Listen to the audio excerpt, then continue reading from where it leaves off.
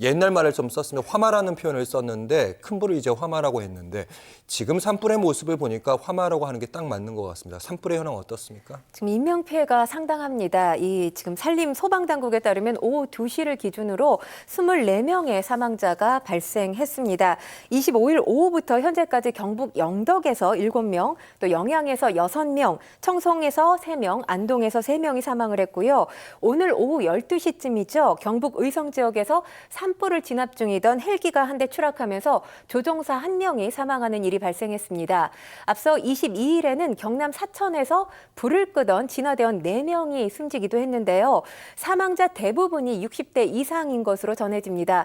불길을 재빠르게 피하지 못해서 이런 일이 발생했던 것으로 알려지고 있는데요. 부상자는 19명이고요. 주민 2만 7천여 명이 임시 대피소로 몸을 피한 것으로 알려졌습니다.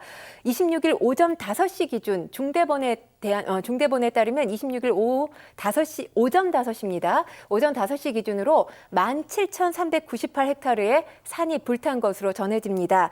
오늘 12시 기준으로 대형 산불 진화 상황을 말씀드리겠습니다.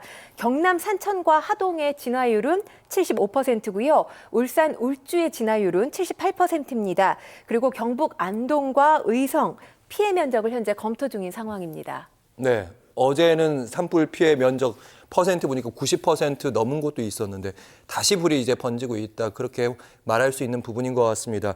보니까 산불 재난 국가 위기 경보를 지금 심각 단계로 조정을 했다고 하는데 그 정도면 어느 정도 수준입니까? 일단 어제 오후 4시였습니다. 이 전국의 산불 재난 국가 위기 경보를 가장 높은 단계인 심각 단계로 상향한다고 밝혔는데요. 그동안 충청과 호남, 영남은 심각 단계였고요. 수도권과 강원 지역 같은 경우는 경계 단계였습니다. 그런데 전국이 가장 높은 단계로 격상이 된 상황인 겁니다.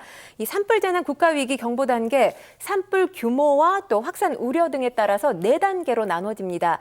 관심, 주의, 경계, 심각 이렇게 나눠지는데요.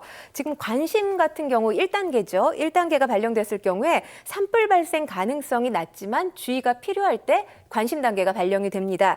이때 주요 조치로는 예방 중심의 홍보를 한다든지 감시를 강화하게 됩니다. 두 번째 단계인 주의 단계를 말씀드리면 산불 발생 위험이 증가할 때 주의를 발령하게 됩니다.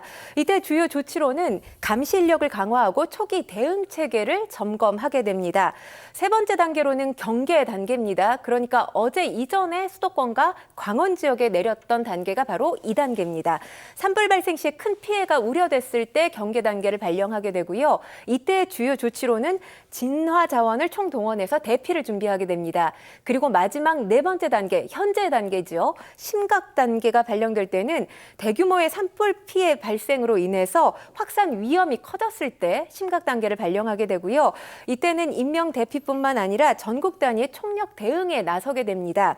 특히나 지금 심각 단계로 상향 발령됐을 때 이때는 이 관련 지역에서 소속 공무원의 4분의 1 이상 그리고 소속 공익근무요원의 2분의 1 이상이 배치, 대기되어야 합니다.